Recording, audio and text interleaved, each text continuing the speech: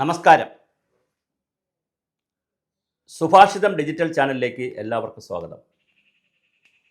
വളരെയധികം സന്തോഷത്തോടു കൂടിയും ചിലപ്പോഴൊക്കെ പ്രതിഷേധത്തോടു കൂടിയും സങ്കടത്തോടു കൂടിയുമൊക്കെയാണ് ഓരോ വീഡിയോയും ചെയ്യുന്നത്.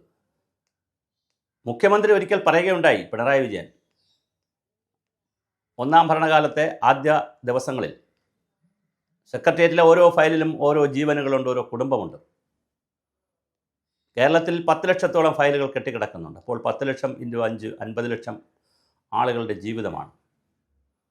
ഇങ്ങനെയൊക്കെ ചിന്തിക്കുമ്പോഴാണ് ഞാൻ ഒരുപാട് വീഡിയോസ് കേരളത്തിലെ അശരണരായ ഒരുപാട് ആളുകളെക്കുറിച്ചുള്ള വീഡിയോസ് ചെയ്തിരുന്നു.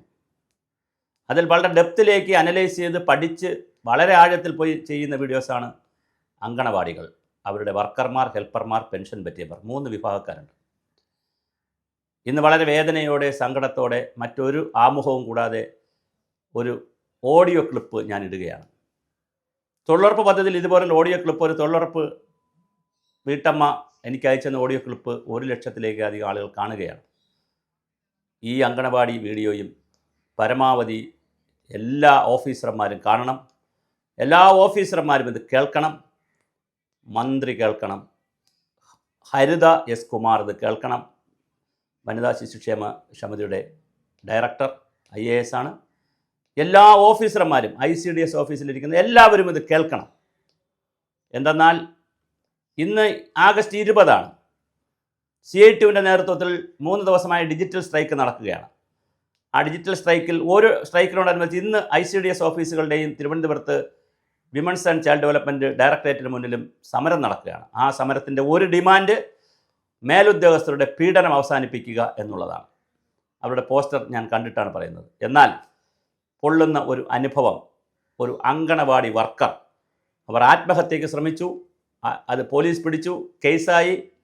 ഭർത്താവ് മരിച്ചിട്ട് 1 വർഷമായിട്ടില്ല, ഒരു മകളാണുള്ളത്. അവർ ഡിഗ്രി കഴിഞ്ഞ് BEd കഴിഞ്ഞവരാണ്.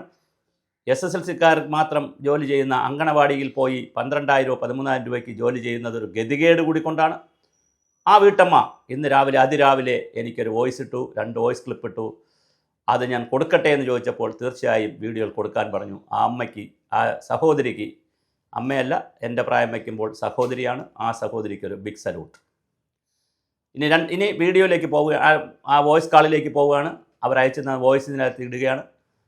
ഞാനിതിനു മുമ്പേ 4 പേർ ആത്മഹത്യ ചെയ്ത കഥകളിട്ടിരുന്നു. തിരുവനന്തപുരത്തൊരു അങ്കണവാടി വർക്കർ ICU യൂണിറ്റിൽ കിടന്ന്, വളരെ സീരിയസ് ആയി ICU യൂണിറ്റിൽ കിടന്ന് പുലമ്പുമ്പോൾ അവരടുത്ത് ഡോക്ടറോ നഴ്സോ എന്തെങ്കിലും മരുന്നിനോ പരിശോധനയ്ക്ക് ചെല്ലുമ്പോൾ സൂപ്പർവൈസറെ, ICDS ഓഫീസറെ, CDPO അടുത്തോട്ട് വരരുതെന്ന് അവർ കിടന്ന് വിളിച്ചു. അവസാനം അവർ മരിച്ചു. അവരെ വീട്ടിൽ ഒരു ഓഫീസറും പോയില്ല. അതവിടെ നിൽക്കട്ടെ, അതെല്ലാം നമ്മൾ വീഡിയോ ചെയ്തിട്ടുണ്ട്. ഇപ്പോഴിതാ വടക്കൻ കേരളത്തിൽ നിന്ന് ഒരു വീട്ടമ്മയുടെ ശബ്ദം വരുന്നു. എല്ലാവരും അത് കേൾക്കണം, ആരും പ്രതികരിക്കാനില്ല. ആ വീട്ടമ്മയ്ക്ക് ആവശ്യമായ എല്ലാ സപ്പോർട്ടും, ആ സഹോദരിക്ക് ആവശ്യമായ എല്ലാ സപ്പോർട്ടും കൊടുക്കണം. ഓരോ ഓഫീസറും ഇനി ഒരു പീഡനവും നടത്തരുത്. ഞങ്ങൾ നിങ്ങളുടെ പിന്നാലെയുണ്ട് ഓഫീസർമാരെ, നിങ്ങളെ കൊല്ലാനോ തകർക്കാനോ അല്ല. നിങ്ങൾ ചെയ്യുന്ന ഓരോ കാര്യങ്ങളും റെക്കോർഡ് സഹിതം ഞങ്ങൾക്ക് കിട്ടുന്നുണ്ട്. നിങ്ങൾ വളരെ സൂക്ഷിച്ച് വേണം ഇനി ആളുകളെ ചൂടാവാനും ആത്മഹത്യകളിലേക്ക് നയിക്കുവാനും. ഇനിയൊരു അങ്കണവാടി വർക്കറും ഹെൽപ്പറും പെൻഷൻ പറ്റിയ ഒരു അമ്മയും ആത്മഹത്യ ചെയ്യാതിരിക്കട്ടെ, കൂടെയുണ്ട് ഞങ്ങൾ. ഈ വോയിസ് എല്ലാവരും കേൾക്കുക, പ്രചരിപ്പിക്കുക. സാറേ, അന്ന് കുട്ടിയുടെ പ്രശ്നമായിട്ട് ബന്ധപ്പെട്ട് ഞാനുണ്ടായില്ല, ലീവായിരുന്നു. പക്ഷെ എൻ്റെ ഹെൽപ്പർ എന്നോടോ സൂപ്പർവൈസറോടോ പറയാണ്ട് അടുത്ത വീട്ടിലെ കുട്ടിയെ ഏൽപ്പിച്ച് പോയി. അത് ഹെൽപ്പർ ചെയ്ത തെറ്റ്. പക്ഷേ എന്നാലും ഞാൻ ആ കുട്ടിയുടെ വീട്ടിൽ പോയിട്ട് ഹെൽപ്പറിന് വേണ്ടിയിട്ട് മാപ്പ് പറഞ്ഞ്, അവരെൻ്റെ പേരിലൊന്നും കംപ്ലൈൻറ്റ് കൊടുത്തിട്ടില്ല. ഞാൻ നല്ലപോലെ കുട്ടീനെ നോക്കണതാണ്. പക്ഷേ എന്നതിൽ ഇൻവോൾവ്ഡ് ആക്കിയിട്ട് LMC മീറ്റിംഗ് ഒരു ചർച്ച നടത്തി. അപ്പോൾ എനിക്ക് പറയാനുള്ളത്, എന്തായാലും എൻ്റെ സ്ഥാപനത്തിൻ്റെ ഒരു ഉത്തരവാദിത്തമുള്ള ആൾ എന്ന നിലയിൽ ഒരു വർക്കർക്ക് പറയാനുള്ളത് അവർ കേട്ടില്ല. അവർ എല്ലാവരും പോയി കഴിഞ്ഞപ്പോൾ 3 ഓഫീസർമാർ കൂടിയിട്ട് എന്നെ ഹെൽപ്പറേയും കൂടിയിട്ട് ഭയങ്കരമായിട്ട് മാനസികമായിട്ട് പീഡിപ്പിച്ചു.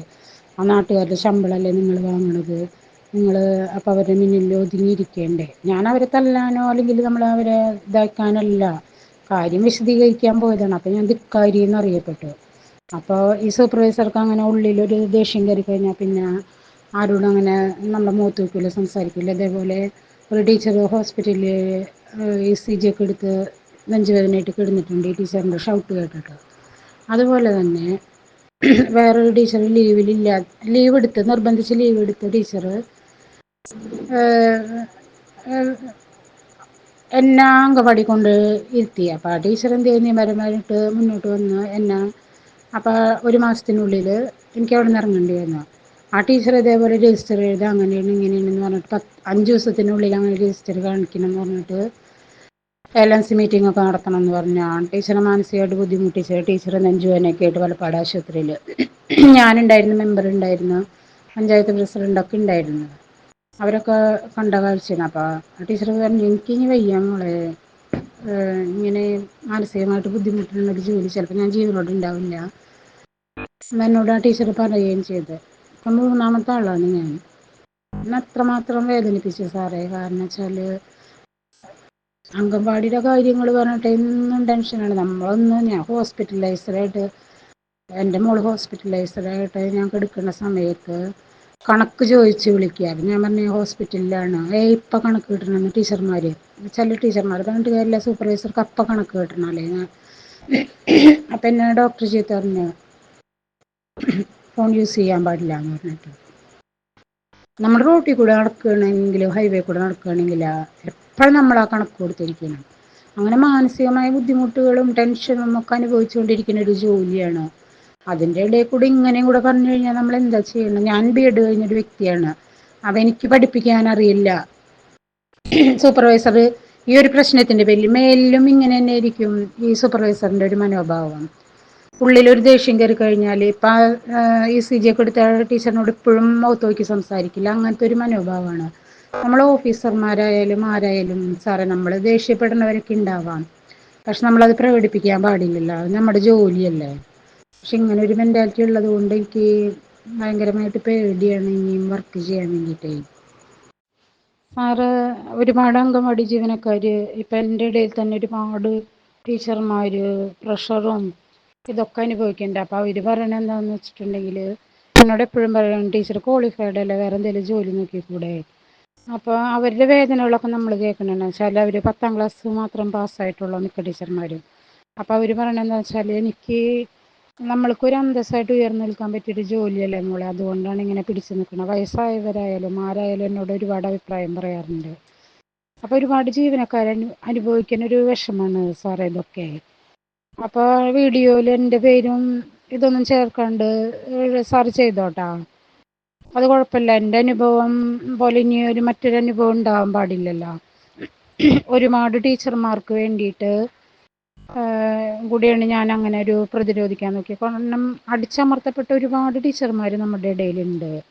അവരെല്ലാം SS എന്ന് പറഞ്ഞിട്ട് സൂപ്പർവൈസർക്ക് ഇപ്പോൾ രാത്രിയാണെന്ന് പറഞ്ഞാൽ നമ്മളത് സമ്മതിക്കണം. നമ്മൾ പാർട്ടി പരിപാടികൾക്ക് പോകണം, പാർട്ടിയുടെ തലയെണ്ണം കാണിക്കാനായിട്ട് പോകണം. അപ്പോൾ 13ാം തീയതി ഭിന്നശേഷി കലോത്സവം ഉണ്ടായിരുന്നു. അപ്പോൾ ആ മീറ്റിംഗ് എന്തിനാണ് ചോദിച്ചപ്പോൾ ഞാൻ പറഞ്ഞു കലോത്സവ ഡ്യൂട്ടിയാണ്. അപ്പോൾ സൂപ്പർവൈസർ പറഞ്ഞു ടീച്ചർക്ക് അതിന് കലോത്സവ ഡ്യൂട്ടി ഉണ്ടായില്ലല്ലോ എന്ന്. ഭക്ഷണം കൊടുക്കാനും വേറെ കാര്യങ്ങൾക്ക് 1-2 ടീച്ചർമാർക്ക് ഉണ്ടായുള്ളൂ ഡ്യൂട്ടി.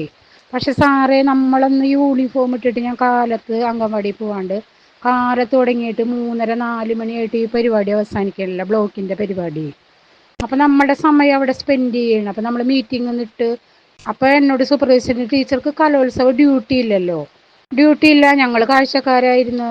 ഇത് കാണാൻ, ഈ പ്രോഗ്രാം കാണാൻ വേറെ ആരുമില്ല, പഞ്ചായത്തിൽ നിന്നില്ല, ബ്ലോക്കിൽ നിന്നില്ല. അപ്പം ഞങ്ങൾ കാഴ്ചക്കാരായിട്ട് അവിടെ ഇരുന്ന് ഞങ്ങൾക്ക് ചായയുണ്ട്, ചോറുണ്ട്, ബിരിയാണി ഉണ്ട്, ഞങ്ങളത് കഴിച്ച് വൈകിട്ട് ചായയുണ്ട്, അതും കുടിച്ച് ഞങ്ങളവിടെ ഇരുന്ന്. അപ്പം നമ്മളൊരു കാഴ്ചക്കാർ മാത്രം. അത് കാണാനുള്ള ആൾക്കാർ നോക്കുമ്പോൾ ഓഡിയൻസ് ആയിട്ടാണ് ഈ ടീച്ചർമാരെ മിക്ക പരിപാടികളിലും ഞങ്ങൾ വിളിക്കുന്നത്. അപ്പോൾ പാരൻസ് നോക്കുമ്പോൾ എന്താണ്, ആ ടീച്ചർക്ക് എന്നും ഇപ്പോൾ ഈ പൊട്ടിയ കുട്ടിയുടെ അച്ഛനായാലും ഗൾഫിൽ നിന്ന് വോയിസ് ടീച്ചർക്ക് എന്നും മീറ്റിങ്ങും പരിപാടികളുമാണ്. അപ്പം നമ്മളെ പേഴ്സണൽ മീറ്റിങ്ങിനല്ലല്ലോ പോണേ സാറേ. അപ്പം എന്തുകൊണ്ടായാലും അടിച്ചമർത്തപ്പെട്ട ഒരുപാട് ടീച്ചർമാരുണ്ട്.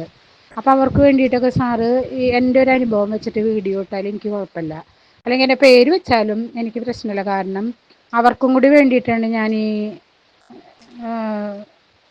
പറയണത്. പിന്നെ അതുപോലെ തന്നെ ഈ പീഡനം സഹിക്കാൻ പറ്റാണ്ട് ഞാൻ എംപ്ലോയ്മെൻറ്റ് ഓഫീസറെ 2-3 തവണ പോയി കണ്ടിരുന്നു സാർ. ഇന്നലെ വരെ കണ്ട്. സാർ എന്തെങ്കിലും ലിസ്റ്റിൽ എന്നെ ചേർക്കാമെന്ന് പറഞ്ഞിട്ടുണ്ട്. എനിക്ക് അത്രയ്ക്കധികം ഡിപ്രഷൻ തരണ ഒരു ജോലിയാണിത്. സാറ് തീർച്ചയായിട്ടും വീഡിയോയിൽ എൻ്റെ അനുഭവം ഇട്ടോ കേട്ടോ, കുഴപ്പമില്ല.